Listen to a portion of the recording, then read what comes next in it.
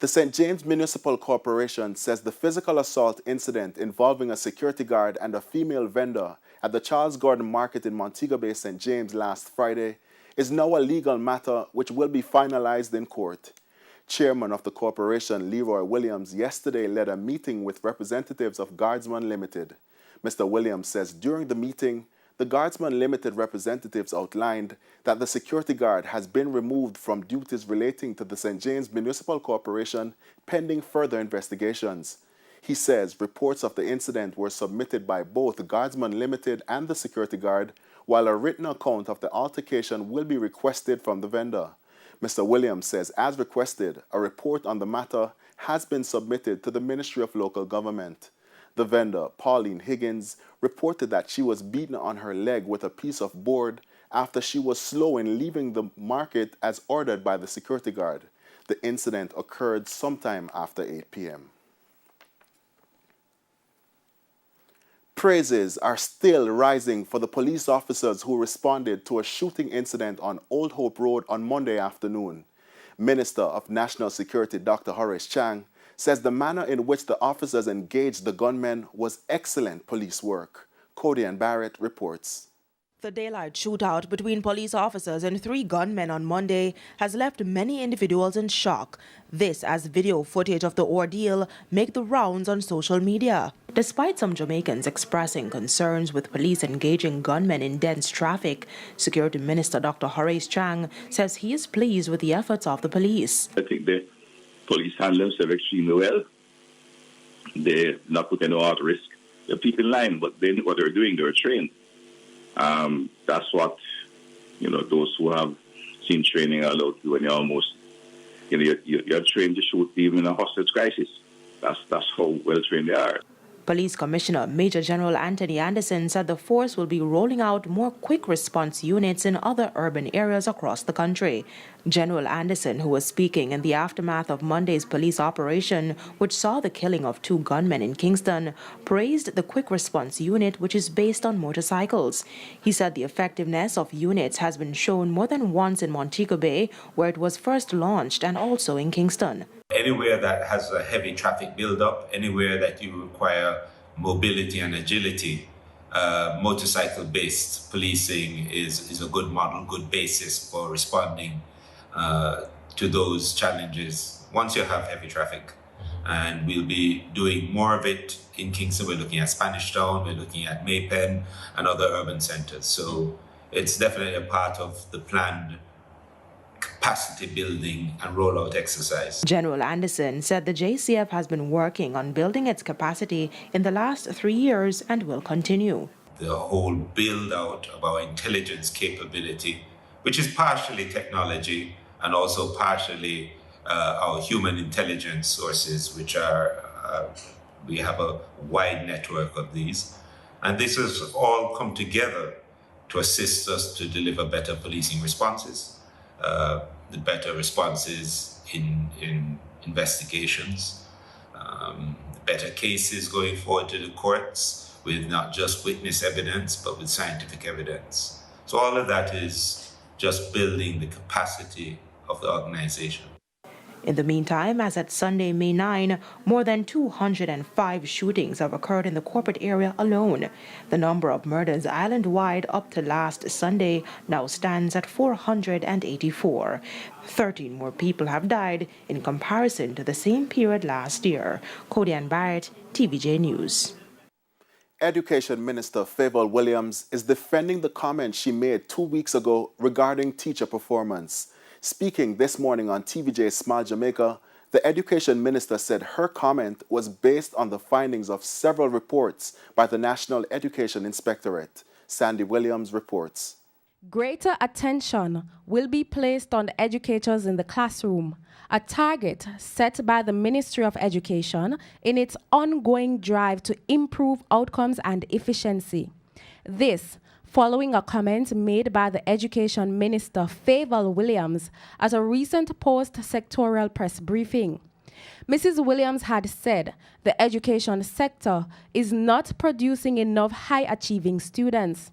The comment did not go down well with the main group representing public sector teachers, the Jamaica Teachers Association, JTA. In responding to the comment last week, JTA President Jasford Gabriel said the comment has only served to annoy the already restive teachers. But speaking on TVJ's Smile Jamaica Wednesday morning, the education minister insisted the government is not seeking to blame educators. She explained her comment was based on the findings of several reports by the National Education Inspectorate. Of the schools that they've identified as not being satisfactory, when you look at teacher effectiveness in the classroom, that area has been unsatisfactory. So for me, looking at that data, what it says to me that I need to help our teachers to become more effective in the classroom. And that could mean spending more time, finding out what it is that they're doing in the classroom that's detracting from the time they have to spend with the students. Finding out, is it the behavioral issues that they have to deal with in the class? And if so, how can we support the teachers so that they can be in a class where they don't have to be dealing with behavioral issues and all kinds of other things, but they can get instead to teaching the important subjects that they need to teach and help the students to learn as much as possible. Mrs. Williams added that the findings should be seen as a guide to steer teachers on a path that could improve students' achievement. A study conducted by the World Bank in 2014 found that Jamaican teachers spent 11% of total classroom time off task or not engaging in teaching or classroom management. 10% of off-task time was equivalent to 20 lost days in a 200-day school year. Minister Williams has also pledged to introduce character building into school curricula to address concerns about behavior. So it's honesty. It's an appreciation for peacefulness in their communities. It's teaching them about ethics. It's teaching them about kindness and justice. And all of those over the years, it's going to take more than one, single class to teach. It's going to have to be a continual part of the curriculum all the way through school. Sandy Williams, TVJ News. And Education Minister Favour Williams says more work is needed to improve schools across the board before a zoning system can be implemented. She was responding to a suggestion made by the Jamaica Teachers Association, JTA, president of the JTA, Jasford Gabriel, recommended that Education Ministry utilize a zoning system for students sitting the primary exit profile PEB exams. The zoning system would see students being mandated to attend secondary schools within a particular geographic region, usually within proximity of their residence. I believe in order for people to buy in, we have got to improve the quality of all our schools so that the differences between them is not that great. Because right now, there's such a vast difference between the best versus the worst that parents gravitate towards those that are, at the top. They'd rather their children go to those schools. So we have to do some work first, I believe, before we can even open that conversation with Jamaicans about sending their children to schools that are close in the communities to where they live. The University of the West Indies, MONA, is reporting that contributions from the Jamaican government increased in 2020. This was highlighted in its audited financial statements, which were tabled in Parliament on Tuesday. It noted that the government's contribution increased to $267 million, or 3.6% in 2020, compared to $229 million in 2019, an increase of $38 million. O'Shane Masters has more. A few months ago, the University of the West Indies, MONA, highlighted a number of initiatives that will be implemented as it seeks to bolster its financial position. Of note, seeking to get more international students into the university and also possibly seeking to have undergraduate students paying up to 40% of their tuition while reducing the institution's expenses. This comes on the heels of the institution seeking to diversify its revenue streams. In its financial report, the University of the West Indies, MONA, noted that tuition fees from University Grants Commission programs, net of bursaries, contributed 14% to its gross revenue, a negligible increase of $5.4 million over 2019. It, however, noted that its operating cash flow strengthened to record $1.6 billion for the year, compared to $943 million in 2019. Due to the impact of the pandemic, the institution says its capital expansion programs were curtailed and reflected a drop to $495 million compared to $973 million in 2019.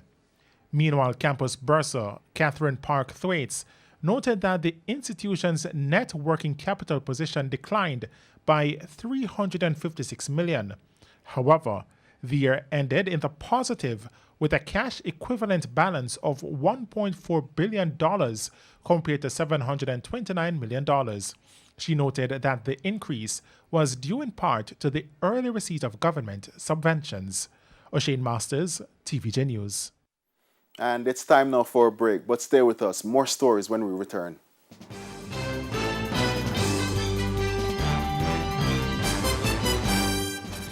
Welcome back. Continuing the news. 6 additional deaths have been recorded from the COVID-19 virus. 3 of the deaths were recorded in Westmoreland, 2 in St. James, and 1 from Portland. The COVID-19 death toll is now 820. And 101 new cases of the virus were confirmed yesterday from 758 samples. The country's overall case count is now 46,922.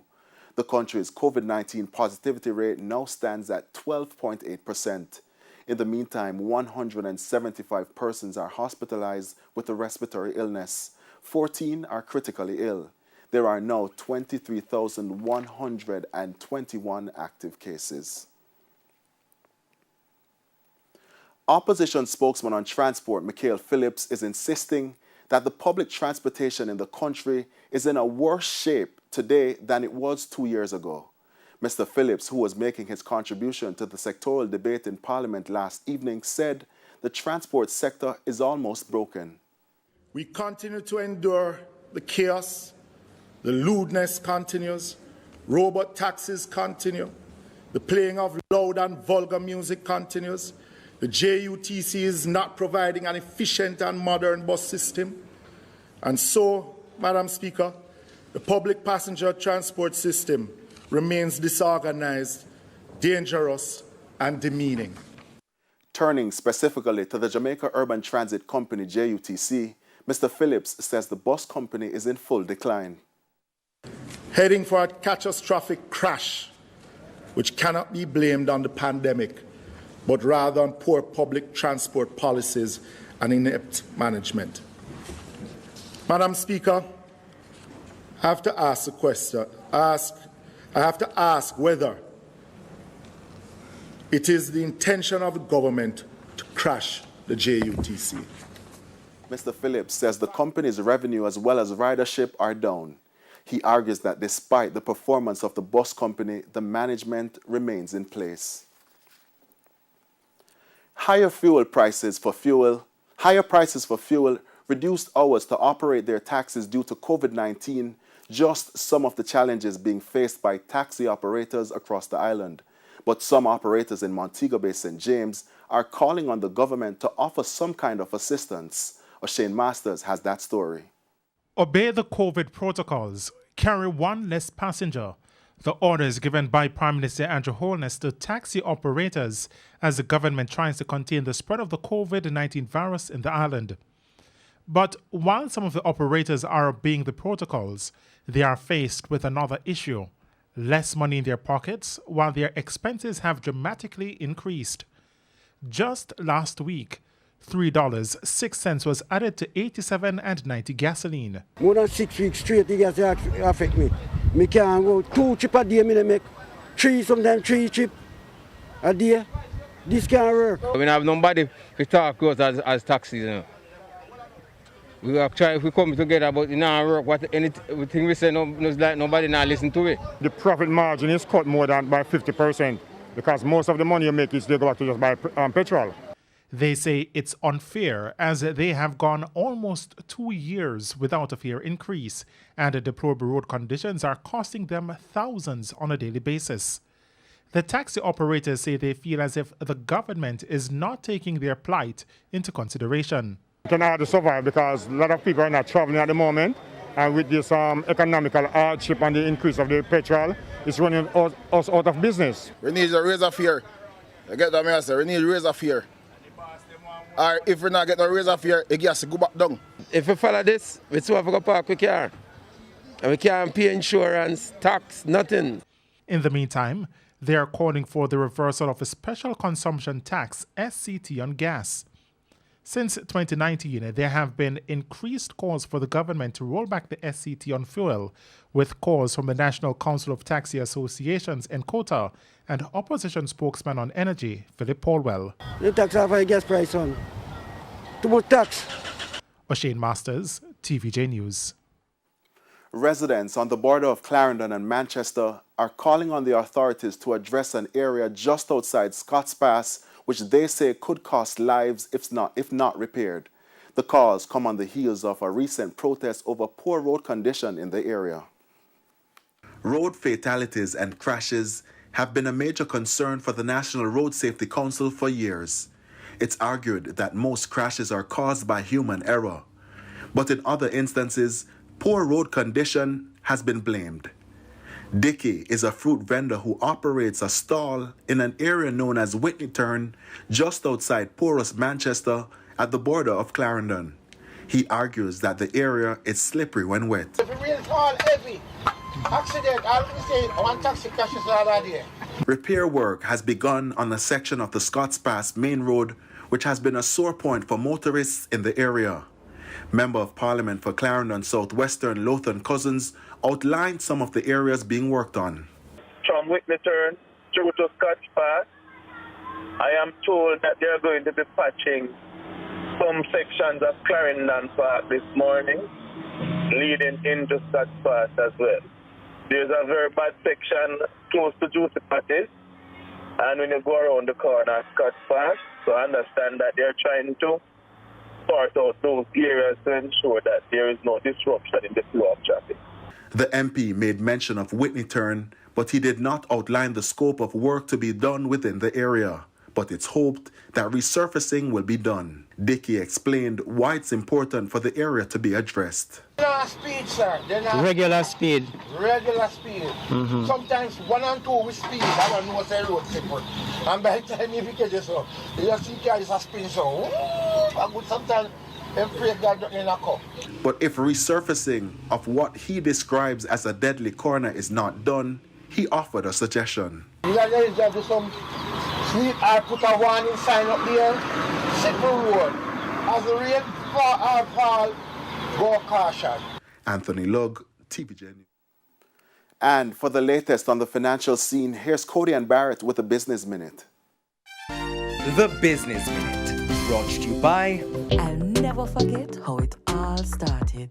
Digicel, made in Jamaica, there since 2001. In the world of business, Trans-Jamaican Highway said its revenue for the January to March period fell 5% to $12 million as fewer people used its tolls because of measures to contain COVID-19. Despite the lower intake, the company returned to profitability, posting $600,000 to its bottom line, a turnaround from losses of $2 million in the same period a year ago. Grace Kennedy and Fosrich has obtained a formal order from the Supreme Court to hold their annual general meetings this year online, in part or whole, because of COVID restrictions. The companies went to the Supreme Court to get the permission in keeping with the Companies Act. Dolphin Cove has advised that due to the continued impact of the ongoing pandemic and the consequent scale down of operations to comply with the policies to contain the outbreak of the virus, its annual report for 2020 is being delayed. It, however, says it hopes to submit the report no later than Monday, June 14, 2021, in accordance with the extension granted by the Jamaica Stock Exchange. And coming up in the business day this evening, the latest gas prices, what to expect at the pumps tomorrow. That's it for the Business Minute. I'm Cody Ann Barrett. The Business Minute, brought to you by... I'll never forget how it all started. Digicel, made in Jamaica. They are since 2001. And here's a preview of what's coming up in this evening's health report. In the next edition of the Health Report, we look at antibiotic resistance.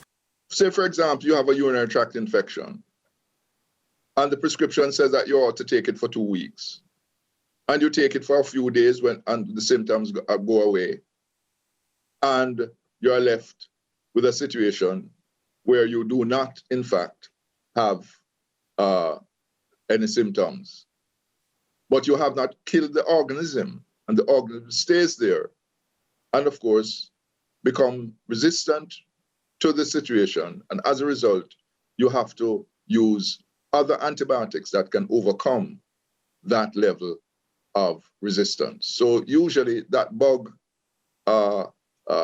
becomes resistant in this particular individual, but it is not a resistant organism that comes out in the wider population to cause this massive antibiotic resistance and the different strains that may be killing people. That's the Health Report this evening in Primetime News. And now for today's Healthy Living tip. Do take the antibiotic exactly as indicated on the container.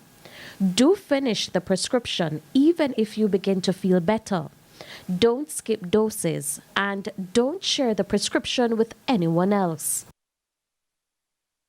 And to news and sports now, 3 finals were so far held today on the second day of the Issa Grace Kennedy's Boys and Girls Championships at the National Stadium on Wednesday. Here's Denise Walters with that report. So far, 3 finals have been completed on day 2 of the Issa Grace Kennedy Boys and Girls Athletics Championships ongoing at the National Stadium. Leonie Samuels of Racines captured the girls' Class 1 shot put with a throw of 13.21 meters. I feel excited about it. My coach believed in me, my family believed in me, so I just came out here and I did it for them. Edwin Allen's Rashida Samuels took the girls' Class 2 high jump with a mark of 1.3 meters. And in the girls' Class 4 long jump, Natrelia Campbell of Wolmer's recovered from crashing out of the girls' Class 4 70-meter hurdles to leap to 5.42 meters for gold. What gave you the motivation, to come back and to win the long jump despite having injuries? Well, because it's my first champs. I wanted, and long jump is like my favorite event. I wanted to come and win a medal today, which I achieved. Only 2 more finals are left to be contested later in the day.